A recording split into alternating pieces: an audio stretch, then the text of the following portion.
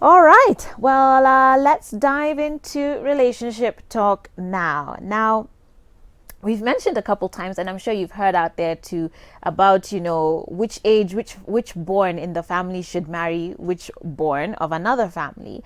Saying firstborns are a certain way, secondborns carry themselves a certain way, etc., etc. But we want to talk about how does that actually then affect relationships, and maybe even hear a bit of the psychology behind that. Well, here on the show with us today we have Benjamin Zulu, who of course is a psychologist. Karibu sana to the show. Asante. Great. So you've mentioned this a few times, even in your slight jabs towards us firstborns. But is there actually any psychology that backs this whole idea up? Yes, there is. The idea is the first 5 years of your life are very formative, the first five. And then the next, from the time you start doing duties, the average child will start being sent around from that time, five, run, do this, to the time you leave home to go to college. So your early childhood, the birth position determines your grain, your defaults, how you view life, the responsibility to carry, the position you played in the family, the duties, the chores, what you internalized as your place in life. Although out here I no longer walk around with my siblings and my parents, what I carry is what I was oriented to. So that child who was always taking care of other kids, the reason you hear firstborns coming up a lot is because they don't have another child to grow with. They grow with their parents. So they are being given standards by parents, and so they are held to very high standards. In particular, you need to know that firstborns are never neutral. Firstborns cannot be passive and blend to the background. Is there any neutrality though in life anyway? Yes, there is. I'll tell you other kids who can simply do their life on their own. Okay. Middle children. I'm coming to middle children. Okay. So firstborns always are either very conventional or very defiant. If they complied with the parental authority, which was very strong on them, they become very conventional. So they become lawyers and doctors and nurses, and that those professions that are naturally traditional and society needs them. Okay, Benjamin. So by the time we get to the sixth born, which career are they going to be if at the first borns are the lawyers and doctors and nurses? Wololo. They are naturally caregivers that how did you, why could you can't be that in front of a children, you can't raise that in front of the children, so it's always in front. What are you modeling to your juniors? What are you modeling to? So they always consider other people while they're doing things. And they always serve other people with the food first. Put other people to bed first. Get water for other people first.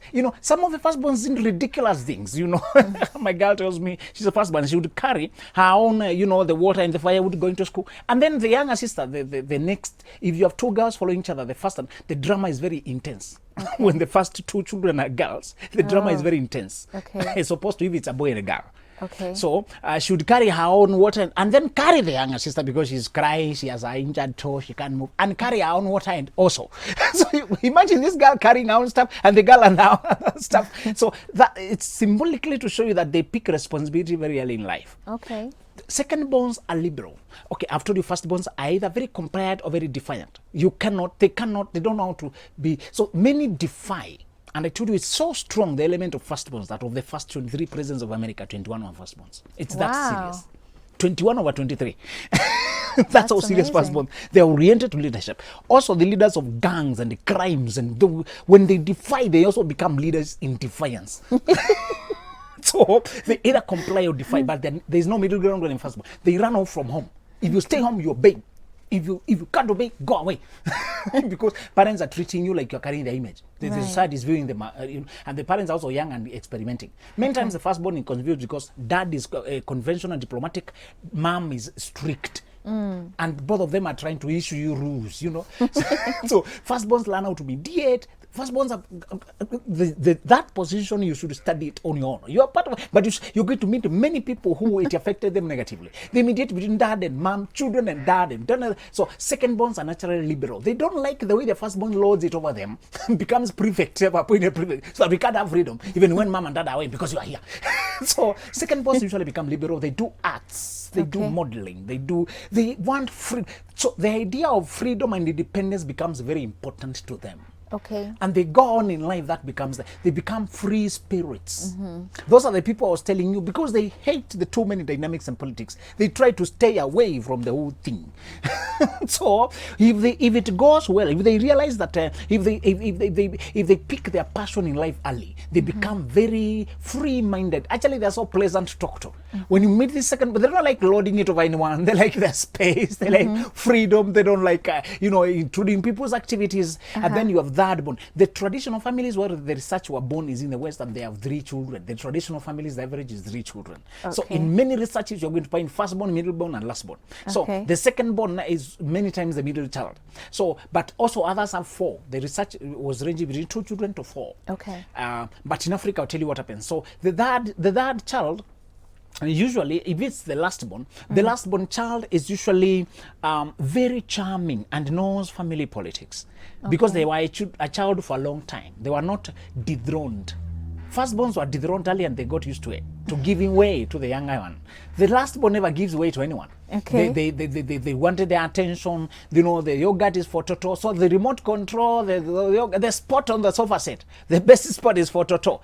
And they never outgrow that soon. It's, because many of them breastfeed for long. They just take yogurt for long, things for long. They develop that easy approach to life. Okay. They can be very self-centered if they're not careful. And this element is also there with only born. Sometimes only one child, this element, because they don't learn to give way to others. They were given, remembered. But they also become very successful because they have those firstborns, children ahead of them to compete with, to set the bar for. So when it comes to relationships, this becomes your default. But the problem is, if they are unconscious, they can interfere with your relationships. Okay. For example, this giving instinct of firstborns and the giving instinct, the caring instinct, makes them define their importance in life according to how they are needed. So they end up with people who need them. Oh. You're going to meet men who mentored a girl and they're trying to marry her. The firstborn problem with the men is that they grew up other young siblings. But he mentored a girl and are trying to marry. Yes. They take one and they from a needy family, and the guy thinks he's doing the right thing. He meets this family that is stuck and he can help them. You see him work, and then he's trying to marry that girl whom he put together. Oh no, oh no, oh no. I think, Benjamin, let's take a break, and when we come back, let's continue these discussions. And of course, there are outliers with all of these things, but this is the general sense from a lot of these studies that have been done. When we come back, you can clarify for us whether it's more predominant with, male versus female, if there's any sort of variation with what you're saying based on one's gender, but also we'll be specifically talking about now how that actually affects your relationship. Is it okay for, 2 firstborns to get married? Or would there be any sort of tension in the relationship because of the way that they've been raised? Remember, you can comment on our social media platforms at Switch TV KE on Instagram and at Switch TV Kenya on Facebook and Twitter. And we'll be back after this.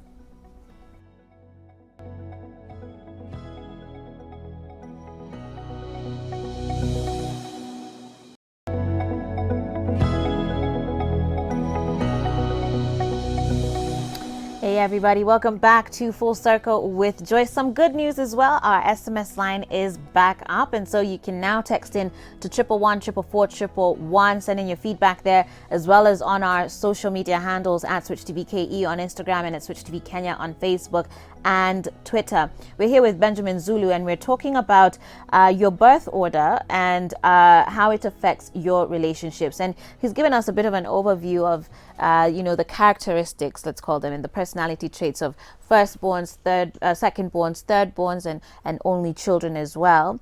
And just before the break, I was curious to know whether, is there a bit of variance now when you consider, male versus female based on the personality traits you've shared? Yes, there is, and it because of the first son who will be very close. He's in the lineage of the father, quote unquote, the line of men in that family. So he's the first son among. So if the firstborn overall is a son, he takes the responsibility of the male in the family and the responsibility in the family, and many times he is affected by the father so much. Unfortunately, the effect can be both positive or negative according to how the boy chooses, how the boy chooses to be. If the father is present and positively encouraging the boy, he will be very good. He will turn out well, many of the cases. But if the father the negative is absent, or is brutal, or is hurtful to the boy, boy can become rebellious. Now, the first girl is always the first among girls. So mom will influence the girl directly. So as I told girls, if you home is so affected by women, because at home they're the ones running things, cooking, doing this. So the home, the determinant, the environment for the first girl is always set. Whether she is the 6th child after 5 sons. You get it? Because she'll have to do the girl duties. Because she has arrived and she has to do the girl. In fact, she ends up outgrowing many of the senior brothers in terms of, because the requirements are very high. Yeah.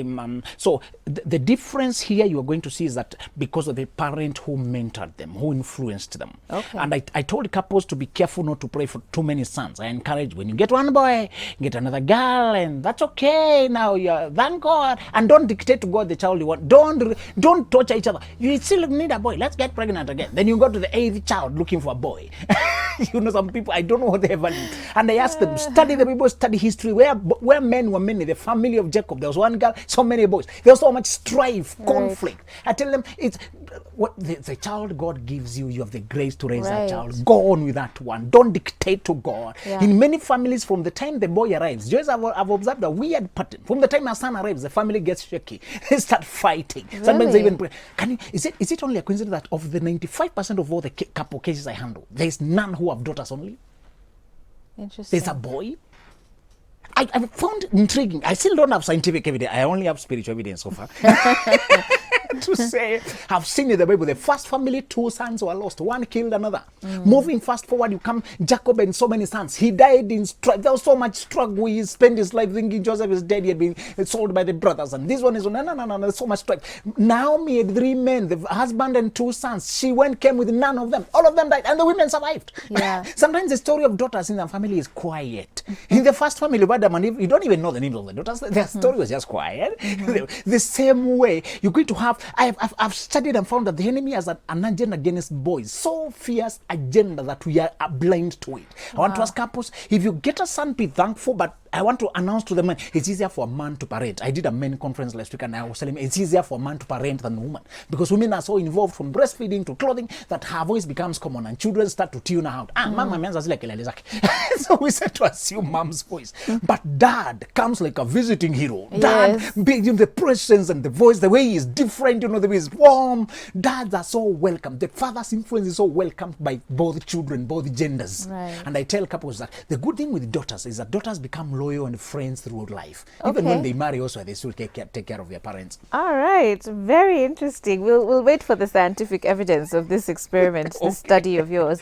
But let's touch now on relationships and how that affects one when they're, especially when they're dating, I guess, with the hope and expectation for it to end up in marriage. Would you ever be at any point where you would say, this born, don't ever marry this born? Anybody can marry anyone. The only thing is the nature of connection between them and what it will take and the potential for splitting the connection. Firstborns are alphas. So a firstborn marrying another firstborn, those are 2 alphas coming together. The relationship rules. One of you must be willing to take the supporting role. One of you must be willing to take the supporting role. I repeat that. Don't just be interested because of the way Joyce leads our affairs and she looks so responsible, just like me. We think from the same guy. We understand. And then I think we can work out something. Who will be the deputy at home? Who will be the deputy out here? You must tune your mind if you marry a firstborn and another firstborn. One, because there will be conflict over the way you arrange things. The plans you had for the weekend. Because you are used to laying the plans and others following. Now I had my plans with your plans. Why should I give up mine for yours? That doesn't mean that firstborns can make good wives or can't submit. No, we just mean in every affair, one of you must be willing to be the supporting one. So it's not firstborn and lastborn are ideal couple. When it's the man to the woman, the man being the firstborn. Both ways, funny enough. Both ways. Firstborn and lastborn are ideal couple. But how does that work when the lady is the firstborn and the guy is the lastborn? Especially when you said the personality sort of wants to, for a lastborn, you're kind of just there. A firstborn would want to be led. Like you want someone who is, even if you're the firstborn, the guy needs to show leadership, right? That's one of the most risky. Although I've told you it's ideal, the best case is when the man is naturally the firstborn and the girl is the lastborn, because she's used to following and letting other people and she just follows naturally. That becomes natural for lastborns because they were never consulted on decisions. The decisions were made that were expected. We ujajua tunaenda va wende. Though the news will reach them like rumors. Oh, there's a family outing. Where was it? Okay, let me wait for me. So, but dad and mom are selling a plot, they consult the firstborn who are thinking of what do you think, but the lastborn, where is our car? Oh, car was sold. Why was it sold? So now it's natural when it's the girl who is the lastborn and the guy is the firstborn. This is how it works when the guys who are last. It does not mean lastborns guys are irresponsible. No, many of them are very well focused and led. Only that they are playful, easygoing, charming, laid back, easy. Don't put too many rules. Hey, life is already has it. It's like, can we play? Can we dance? So they are fun-loving, charming. Okay. So that will be in fact, firstborn ladies will be attracted by this guy because firstborn's life is very serious. It's very serious. So see the charm, the ease. Then in fact, you'll be surprised how many firstborns marry the lastborn guy because he wanted that energy of ease and relaxing and laughter and play. And if the guy is also responsible and determined, that's a perfect connection. The risk here is many of the fun-loving guys are irresponsible and useless. The firstborn don't know how to look past the fun-loving to see whether the guy has direction. So many firstborn daughters are married to useless fellas who she has to facilitate, carry up everything, do everything for him, babysit him, diaper him, do everything. And you're there saying, my guy has not talked to me for the last 3 years. I do everything. What are you doing about 3 years? So, I didn't know now it's useless. Joyce, when you come to a relationship and not coming here for a project, you're coming with value, you're coming with your value. If you have nothing, surely you're useless. There's a mistake. And some are looking for somebody to carry them. There's a guy who's doing with, he's a firstborn. This firstborn guy, and he's dating such a useless girl. Her work is just to insult him and make it difficult. And just because they have a baby, the guy is tired. It's not a marriage, just a relation. I was wondering, what can I do better? So he sent me a screenshot of their chat and said, you don't need to tell me anything more. With these screenshots, you have what? They can't chat on anything. The girl is over here, the guy above here, and he feels like, So the thing is to say, just because you need to know what a person behaves like. The bad position gives them certain personality traits, but you also need to check their character. Okay. Let me get to some questions here. Someone is saying, hey Joyce, I'm Jane from Kitengela. I have a boyfriend and he's the fourth born in a family of 7, which makes him, I guess, the middle child. He is the only light of the family. And by this, I mean he's the breadwinner of the family. The first 3 have started their own family, but still depend on him in some ways. The last 3 are still in school, 2 in college, and 1 is a class 8 pupil. He's the one paying the school fees. Okay, this is you give us quite a number of details there, but you say he's only 29 and the responsibility on him is too much. At times he's usually stressed out thinking about it. He even forgets to take care of himself. We're supposed to go for family introductions this December, but I don't know how his family will feel about me. It feels like she's walking into a very tight. The thing here is it's necessity. Situation. Those of us who are the first ones to break through must help our folk. We can't help them, can let them collapse. The problem is not to discard me because I'm helping my family. The thing is, have I organized my life to have my own family? Will I have time for you? Will I have space for you? Can I split the money, the little we are getting, to know how much I send home for? Joyce, the problem is not how much the situation you find me in, is how I'm managing it. Please, let's highlight this. We cannot tell people to drop their siblings, and yet you must get them to stand on their own feet. The problem is, can you balance your life? If you're collapsing and depressed and crying and I'm coming as a rescue engine, excuse me, you are either unprepared or unable to marry. So we can't tell people, wait until you are 50 when you're finished helping your people to marry. We can't tell you that.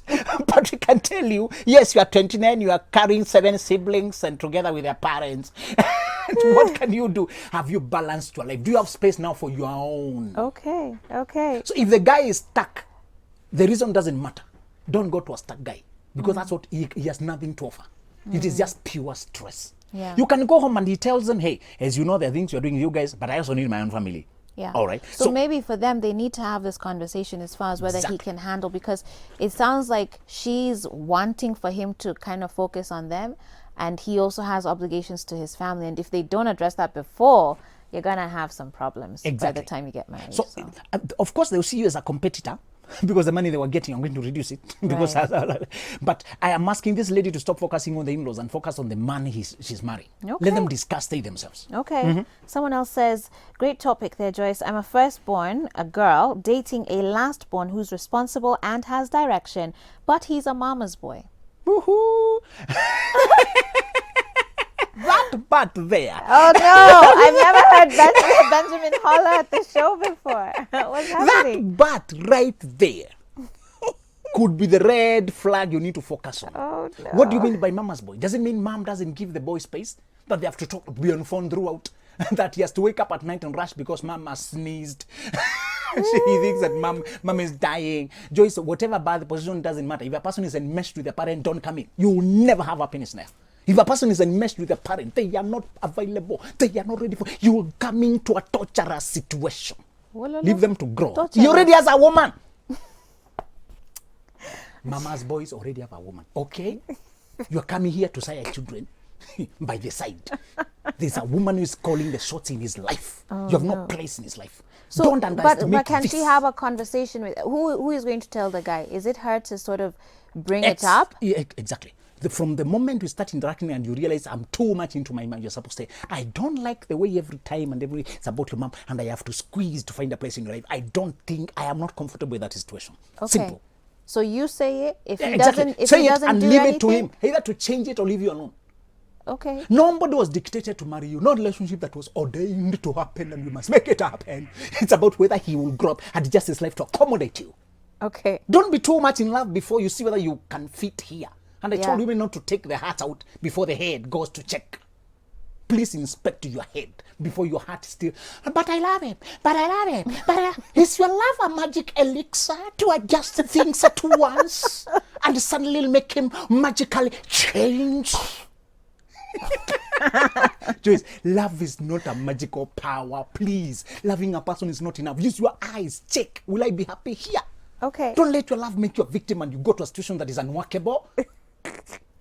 I want us to touch on the middleborns now for a moment. What sort of counsel would you give them, the middleborns? Because I think we've dealt a lot on the firstborns and the lastborns. Middleborns develop with a squeezed-in feeling, with a forgotten feeling, because they inherit clothes from the older one. Or the ones that didn't fit the younger one. They inherit the bed, inherit the blanket, and everything is passed on to them. And the attention is on firstborn, who has a parental power, and the lastborn, who is the total. The lastborn, so they learn to, many of them become if they take it positively, they become very hardworking to win credit by performing in school. Because there's nothing special for them.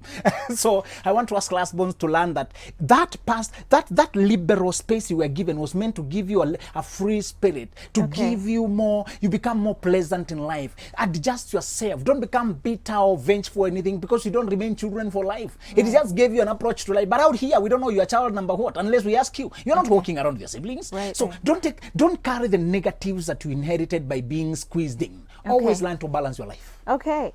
I have just a couple more minutes, so let me try and breeze through some of these SMSs. Nancy from Wihoko, thank you for watching. You say, I'm married to this guy and he is the firstborn, same as I. And you say, and I find us having most of like the same imperfections. Like his anger and mine leads to so much disagreement a lot of the time. I'm 25 and he's 27. Please, Zulu, advise we love each other. I'm even scared to read the SMS for you. So they're already married. All right. 25 and 27, both All right. firstborns. All right. So those are the marriages I observe a moment of silence. Oh no. Oh no. But now that they're married and she's trying to work it out, I want to ask her to realize that when you marry a firstborn and you're a firstborn, you must learn that both of you are oriented into authority and control and in charge and leadership and being ahead and calling shots. So have more conversations on where to find them balanced. Don't talk about anger as if it's something you can't control. You must control your anger or it will ruin something you love. I'm not surprised if a 25-year-old firstborn says I'm married, because by 22 they feel they're ready. Firstborns mature very early because they even converse with adults. They feel like their age mates are talking nonsense. Right, right. No wonder she married another firstborn. They could think on the same level. But the problem is there are some further fine details that are very necessary. So I want to ask her to bring up those conversations now that your firstborn, we are used to calling the shots here. So, and at what point do we let you decide the color of the chairs, how the house going to be, how is going to delegate, how the child is supposed to, the permission, Okay. Yeah. Okay. Someone here is saying, I can attest to what Zulu is saying. I'm a firstborn and I was married to a lastborn. We used to argue even over the remote control. We ended up separating. Oh dear. Is it a lady writing or a guy? I don't know. They don't say. Most likely that's the whichever gender it is. But what I told you is firstborn, lastborn, they click so naturally because they view the word from opposite end. One is easy, charming, playful. The other one is a little bit serious and in charge and in charge, and But you need to know that whatever bad positions we are coming from, there will be work to be done. Right. Swallow your ego, adjust here, give way, yield, submit, and that is both ways. Someone else says, hey Joyce, I am a victim of being married to a firstborn. Oh gosh, it's become a story of victim. And you say, so I am a victim of being firstborn, married to a lastborn, and you say it was hard at first, but coping was the option. As the wife, I decided to cope and allow him to rule. Okay, the language used in this text already, I think, emphasizes a lot of other too much issues. Rule, power, domination. There's other issues beyond You're right. the firstborn, there are other second, issues. lastborn issue. And you say, huwa nafil nafinyiliwa. Okay. And that's a firstborn, married to a lastborn, saying that they feel wanafinyiliwa. That's interesting. Yeah, there are other issues. There are other issues that that lady needs to have a conversation with, about. Because even when you say rule, that's not a loving, that doesn't sound like a very loving relationship. It's not ruling. Yeah. Okay. Someone else says, hey Joyce, how do I know if my boyfriend is a mama's boy? Is he enmeshed with the mother? That's what we are talking about. Is the relationship healthy? Is the mother too much into his business? Is he dependent on the mother for every decision that he has no brain on his own? Yeah.